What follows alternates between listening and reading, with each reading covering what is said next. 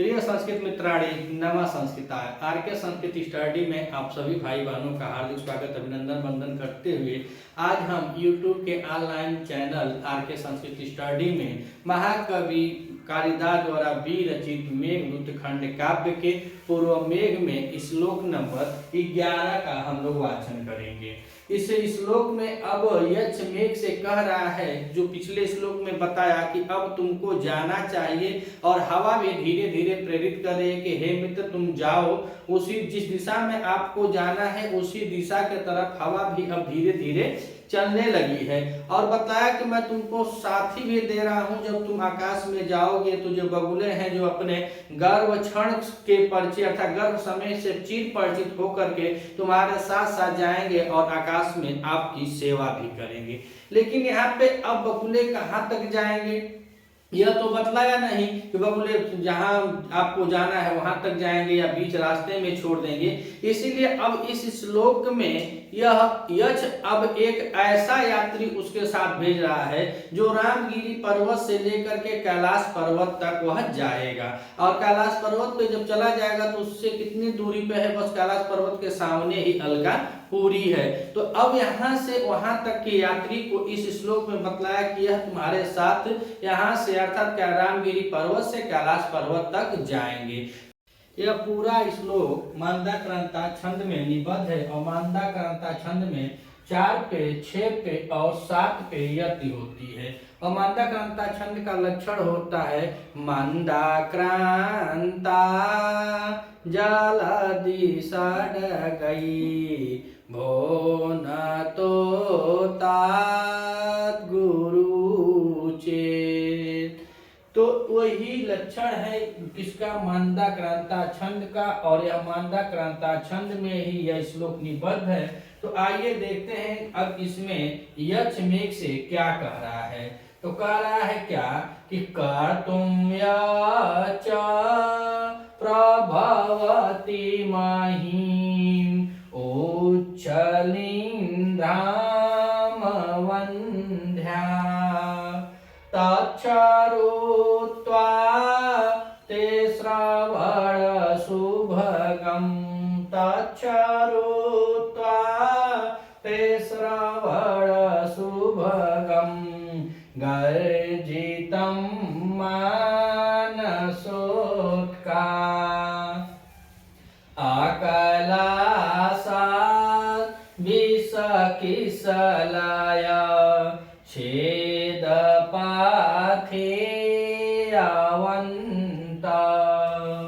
सम्पश्यन्ते नभसि भवतो सम्पश्यन्ते नभसि भवतो राजहंसा सहाया राजहंसा सहाया। तो पिछले श्लोक में बतलाया कि बगुलियां तुम्हारे साथ जाएंगी, तो इसको विश्वास नहीं कि बगुलियां कहाँ तक जाएंगी, जाते जाते यहाँ से गोरखपुर जाएंगे कि बनारस जाएंगी, कहाँ जाएंगे और कहाँ से हो सके प्रयागराज से लौट आए। इसीलिए अब इसमें बता रहा है कि तुमको मैं ऐसा यात्री देता हूँ, ऐसा मित्र देता हूँ जो तुमको शुरू से अंत तक तुम्हारे साथ रहेगा। तो बता रहा है कि संपश्यन्ते नभसि भवतो राजहंसा सहाय। तो नभसि माने आकाश में आपके या तुम्हारे राजहंस सहाय, संपश्यन्ते मतलब होंगे। तो कह रहा है कि हे मेघ तुम जब जाओगे तो आकाश मार्ग में तुम्हारे राजहंसा सहाय होंगे या तुम्हारे साथ राजहंस भी जाएंगे। और कहां तक जाएंगे तो कह रहे हैं आकालासा, कहां से, कैलाश पर्वत से। ऐसा जो बता रहा है रामगिरी, और रामगिरी पर्वत से आगे बता रहा है कि वह कहाँ जाएंगे तो कैलाश पर्वत तक जाने के लिए बोल रहा है कि वह कैलाश पर्वत जाएंगे। तो बताया कि भवतो नभसि आपके मन आकाश में, नभसि माने आकाश में, भवती माने आपके राजहंस जो होंगे वह सहाय होंगे अर्थात वहां से आपकी सहायता करेंगे, आपके साथ जाएंगे। तो संपश्यन्ते और संपश्यन्ते को देखा जाए इसमें सम उपसर्ग पूर्वक पट धातु है और पट धातु के साथ लिट लकार प्रथम पुरुष एक वचन की क्रिया है। एक वचन, प्रथम पुरुष एक वचन की क्रिया है। संपश्यन्ते, और संपश्यन्ते मतलब कह रहा है कि जो तुम्हारे सहायक होंगे, जो जाएंगे राजहंस, तो वह रामगिरी पर्वत से होकर के कैलाश पर्वत तक जाएंगे। और कैलाश पर्वत से अलकापुरी कहाँ है? एकदम ठीक सामने है। उत्तर में बताया जाएगा कि ठीक सामने ही है कैलाश पर्वत, लेकिन वहां तक तुम्हारा क्या होगा? राजहंस सहायक होंगे। और ऊपर के लाइन में कह रहा है कि यत च माने और, यत माने जो, महीम, महीम माने पृथ्वी, और महीम को हम देखेंगे तो महीम में मह धातु है, और मह धातु के साथ अच प्रत्यय किया गया है, और अच प्रत्यय के साथ दिस प्रत्यय जोड़ा गया है, तो शब्द बना है महीम।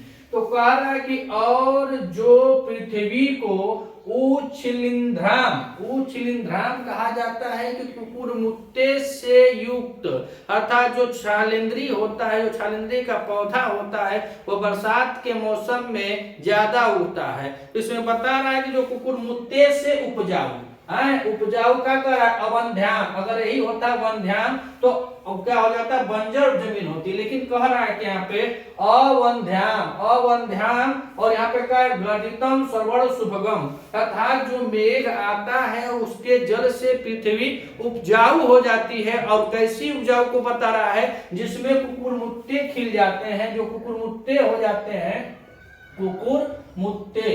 तो जो कुकुरमुत्ते के पौधे, हम लोग अपने भाषा में यही जानते हैं, कुकुरमुत्ते के जो पौधे उत्पन्न होते हैं और जिसको शिलींध्र भी कहा जाता है, ऐसे इससे युक्त जो पृथ्वी है वो क्या हो जाएगी? अवंध्या माने उपजाऊ होती है। क्या होती है? उपजाऊ। और कर्तुम प्रभति, जिसमें उपजाऊ का बनाने में क्या होता है? समर्थ है। जो तुम्हारी बरसात है, जो तुम्हारा गर्जन है, जो तुम्हारा जल है, वह पृथ्वी को कुकुरमुत्ते से युक्त अवंध्याम उपजाऊ बनाने में या करने में कर्तुम, और कर्तुम को हम देखें तो क्रिया धातु के साथ तुमुन प्रत्यय लगा हुआ है, तो बना है कर्तुम। तो कह रहे हैं कि और जो पृथ्वी को कुकुरमुत्ते के द्वारा या कुकुरमुत्ते से उपजाऊ अवंध्याम, और अवंध्याम को देखा जाए तो उसमें बता रहे हैं अवंध्याम को क्या कर रहे हैं? उपजाऊ बनाने की, जो बता रहे हैं कि वो अगर वंध्याम होता है तो यह होता है कि वो पृथ्वी बंजर है, लेकिन यहाँ पे कह रहे हैं अवंध्याम, अर्थात तो पृथ्वी कैसी है? तो वह बंजर नहीं है। तो इसमें बताया कि बंजर नहीं है, उपजाऊ है। तो जो तुम्हारा जल पृथ्वी कुकुरमुत्ते से सहित या कुकुरमुत्ते के द्वारा उपजाऊ बनाने में, कर्तुम या करने में प्रभवती, और प्रभवती का मतलब ये होता है कि वह समर्थ है। और प्रभवती को हम देखेंगे तो प्रभवती को प्र उपसर्ग इसमें भू धातु है, प उपसर्ग पूर्वक इसमें भू धातु है, और भू धातु के साथ लट लका प्रथम पुरुष, लट लका प्रथम पुरुष एक वचन की क्रिया लगी हुई है, तो बना है प्रभवती। तो प्र उपसर्ग पूर्वक भू धातु लट लकार प्रथम पुरुष एक वचन की क्रिया है प्रभवती। तो कह रहा है कि जो तुम्हारे बारिश का पानी है, जो गर्जन है, वह पृथ्वी को उपजाऊ बनाने में समर्थ करता है। और कह तत् उस किसको?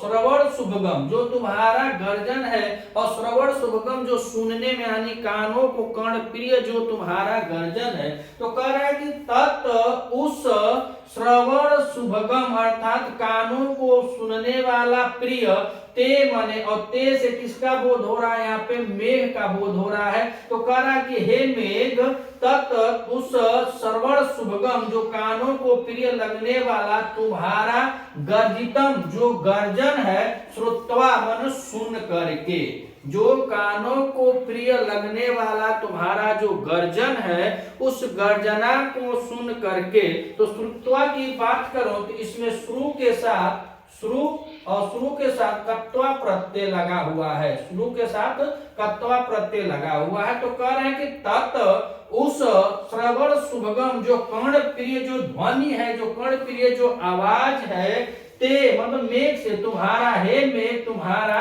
गर्जितम उस गर्जना को सुन करके। और गर्जितम को हम देखें तो गर्जितम में गर्ज और गज में इट का आगम हुआ है और कत प्रत्यय लगा हुआ है तो शब्द बना है गर्जित। तो कारण तत्त श्रुत्वा तुम्हारी श्रवण सुगम, कानों को जो सुगम लगे, जो कानों को सुनने योग्य हो, ते मने तुम्हारा, गर्जितम मने गर्जना को, श्रुत्वा मने सुनकर, मानसोक्ता मानस, और कहा जाता है कि यह कैलाश पर्वत पे क्या है, एक मान सरोवर है। और इस मान सरोवर को ब्रह्मा जी ने स्वयं बनाया था, स्वयं के लिए बनाया था, इसीलिए मानस भी इसको कहा जाता है। और क्या कहा जाता है, इसको ब्रह्मास्त्र भी कहा जाता है। तो बता रहा है कि मानस यानी मान सरोवर जाने के लिए क्या होंगे, उत्सुक होंगे। कौन उत्सुक होंगे, तो राजहंसा, जो राजहंस हैं वह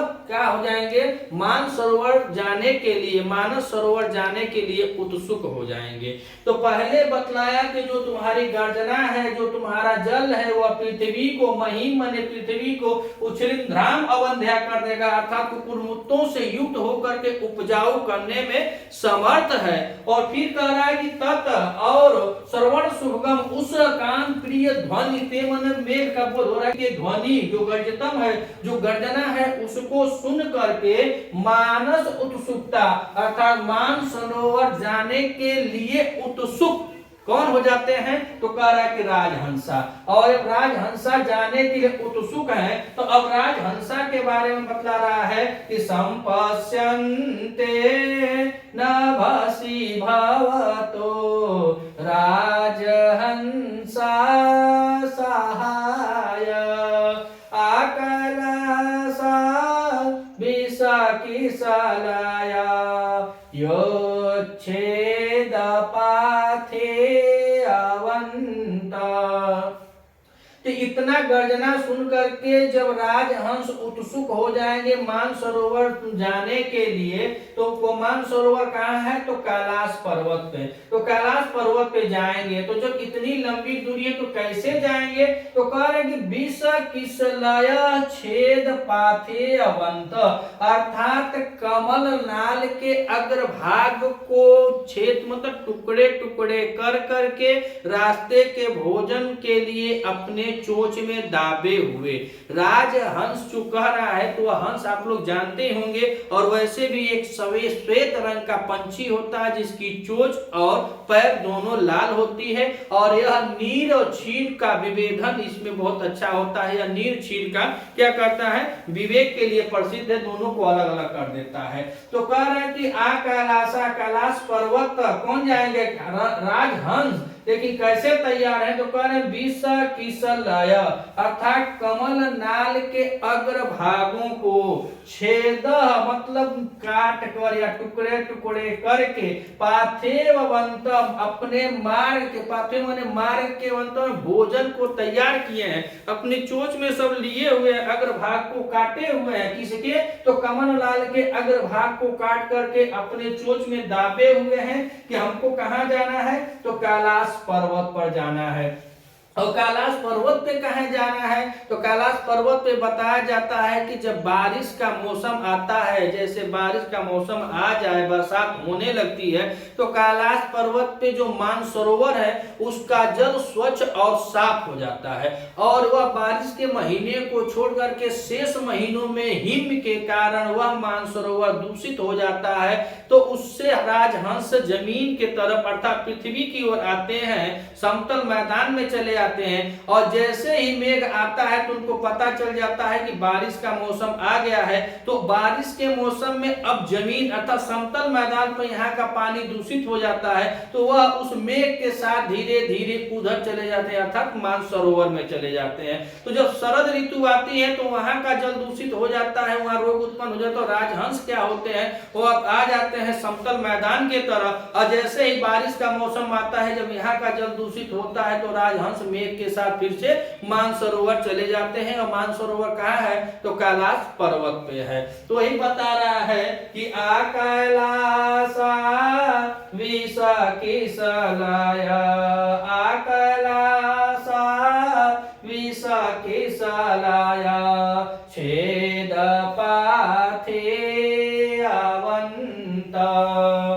संपश्यन्ते नभसि भवतो राजहंसा सहाया।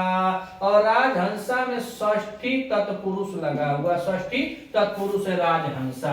तो कह रहे हैं कि नभसी माने आकाश में, सप्तमी लगा हुआ तो नभसी माने आकाश में, भवतो माने भवतो किसके लिए है, तो मेघ के लिए है। तो कह रहा है कि नभसी आकाश में तुम्हारे राजहंस सहाय सपस्यन्ते होंगे, तुम्हारे सहाय होंगे अर्थात तुम्हारे साथ जाएंगे। और कहां तक जाएंगे, तो करें आ कैलासा, कैलाश पर्वत तक या तुम्हारे सहाय होंगे, तुम्हारे साथ जाएंगे। और कह रहा है कि विष किसलय छेद पाथेवंत, अर्थात वह कमल नाल के अग्रभाग को टुकड़े टुकड़े कर या काट काट कर छोटे छोटे टुकड़ों में अपने मार्ग का भोजन बनाने के लिए अपने मुख में रख करके तैयार है। कहाँ जाने के लिए, तो कैलाश पर्वत पे जाने के लिए। तो यह कुदरत का करिश्मा ही कहा जाए कि मानसरोवर का जब पानी गंदा होता है तो वह पृथ्वी पर आ जाते हैं अर्थात समतल मैदान पे आते हैं, और जब समतल मैदान का पानी दूषित होता है तो वह राजहंस मेघ के साथ कहां चले जाते हैं, मानसरोवर चले जाते हैं। तो बताया जाता है कि कुदरत जब किसी के साथ किए गए धोखे की सजा देती है, कुदरत जब किसी के साथ किए गए धोखे की सजा देती है तो याद रखना बोलने लायक तो दूर की बात है, याद रखना बोलने लायक तो दूर की बात है, रोने लायक भी नहीं छोड़ती है। तो यह कुदरत का करिश्मा है, कौन जाने कब किसका कैसे कहां परिवर्तन हो जाए तो कोई जानता नहीं है। लेकिन मेघ को देख करके हंस कैलाश पर्वत की तरफ अग्रसर हो जाते हैं, अपने मुख में अपने मार्ग के भोजन को ग्रहण करने के लिए भोजन को रख करके कमल नाल के टुकड़ों को छोटे छोटे छेद में तो टुकड़ों कर करके पाथेव बंत मार्ग का भोजन बनाए हैं और वहां जाने के लिए अब तैयारी में रहेंगे। तो कह रहा है कि बगुले तो चले आएंगे लेकिन ये राजहंस तुम्हारे सहाय होंगे, कहां तक, कैलाश पर्वत तक। और ऊपर के लाइन में कह रहा है कि यत च यत, और जो मेघ का जल है वह पृथ्वी को कुकुरमुत्ते के साथ ही क्या कर देगा, उसको बना देगा, का उपजाऊ बना देगा। अवंध्याम कह रहा है उस पृथ्वी को उपजाऊ करने में, कर्तु माने करने, प्रभुत्व माने सहायक है, और तत् प्रवण सुभगम अर्थात उस कानों को प्रिय लगने वाली, ते माने तुम्हारे गर्जन को सुन करके मानस उत्सुकता, मानसरोवर जाने के लिए उत्सुक राजहंस जो है वह विष किसलय कमल पानाल के अग्रभाग को छोटे छोटे टुकड़ों को अपने मुख में रख करके आकाश में आपके नभसी भवतो, आकाश में आपके सहायक होंगे। कहां तक, तो आ कैलासा, कैलाश पर्वत तक। बस यही बात बताए, कैलाश पर्वत तक तुम्हारे सहायक होंगे। तो पहली दूसरी लाइन में यह बताया, पहली लाइन में बताया कि तुम्हारा जल हे में जब तुम बारिश करोगे तुम्हारे बारिश से पृथ्वी इतना उपजाऊ होगी, इतना उपजाऊ होगी, उसमें शिलींध्र उत्पन्न हो जाएंगे, स्वयं उत्पन्न हो जाएंगे, कुकुरमुत्ते स्वयं उत्पन्न हो जाएंगे। तो पहला काम कि यहाँ से पृथ्वी क्या हो जाती है, अवंध्याम हो जाती है अर्थात उपजाऊ हो जाती है। दूसरा बताए कि तुम्हारे श्रवण सुभगम, जो तुम्हारे गर्जन है, तुम्हारे कान को सुंदर लगने वाला, ते माने तुम्हारा जो गर्जन है उसको सुन करके मानस उत्सुकता, मानसरोवर जाने के लिए उत्सुक राजहंस विष किसलय छेद पाथेवंत अर्थात कमल नाल के अग्रभाग को मुंह में दाबे हुए या मुंह भोजन बना दिए हैं और मुंह में रखे हुए खानते हुए क्या करेंगे, नभसी माने आकाश में, भवतो माने आपके, सहाया संपसंते सहायक होंगे। और कहां तक होंगे, आ कैलासा, कैलाश पर्वत तक आपके सहायक होंगे। अगर आप इस चैनल पे नए हैं तो चैनल को सब्सक्राइब कीजिएगा, वीडियो अच्छी लगे तो वीडियो को भी लाइक कीजिएगा। मिलते हैं अगले वीडियो में, तब तक के लिए नमः संस्कृता।